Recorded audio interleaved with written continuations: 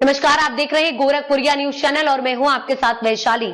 आइए रुक करते हैं आज की खास खबर पर। सौरभ सिंह हत्याकांड जेल में साहिल से मिलने पहुंची दादी रोते हुए बोली, 17 साल पहले उसकी मां ने कहा था। मेरठ के चर्चित सौरभ सिंह हत्याकांड में आरोपी साहिल शुक्ला की दादी बुधवार को जेल में उससे मिलने पहुंची। उन्होंने साहिल को केले और नमकीन खाने के लिए दिए। दादी अपने पोते को देखकर भावुक हो गई और रोते हुए बोली, साहिल की मां ने मरने से पहले कहा था कि मेरे बेटे का ख्याल रखना। साहिल की दादी को देखकर छलके आंसू।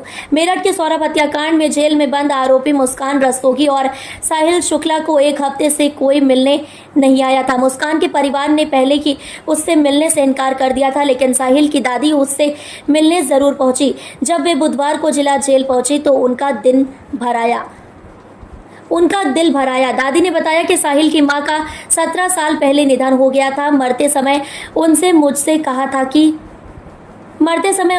कहा था कि मेरे बेटे का ध्यान रखना। दादी ने नम आंखों से कहा, आज मेरा पोता जेल में है, उस पर हत्या का आरोप लगा ही। दादी की आवाज भर्रा गई। उन्होंने बताया कि साहिल की मां की मौत किडनी फेल होने के कारण हुई थी। वह अपने पोते को लेकर बेहद चिंतित थी। जेल में पोते को केले और नमकीन दिए। जब साहिल की दादी जेल में उससे मिलने गई तो उन्होंने साहिल को केले और नमकीन दिए। दादी ने साहिल का हाल चाल पूछा तो उसने कहा कि वह ठीक है और उसे जेल में कोई परेशानी नहीं हो रही है। साहिल ने कहा, आप 1.5 महीने बाद मिलने आई हैं, ज्यादा चिंता मत किया करो। मां के गुजरने के बाद पिता ने छोड़ दिया था साहिल। दादी ने बताया कि साहिल की मां की मौत के बाद उसके पिता ने मेरठ छोड़ दिया था। वहां बाहर चले गए और वहीं से पैसे भेजते थे, कभी कभी बच्चों से मिलने आते थे।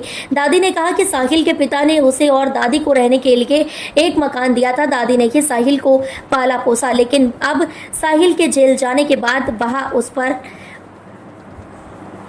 उस घर में नहीं जाती। कभी किसी रिश्तेदार के यहाँ तो कभी किसी परिचित के यहाँ ठहर जाती है। सौरभ की हत्या पर जताया दुख। साहिल की दादी ने पत्रकारों से बात करते हुए कहा कि सौरभ की हत्या का उन्हें गहरा दुख है।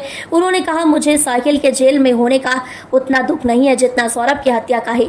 उन्होंने आशंका जताई कि मुस्कान ने साहिल को फंसाया है। दादी का कहना है कि उनका पोता निर्दोष है और उसे फंसाया गया है।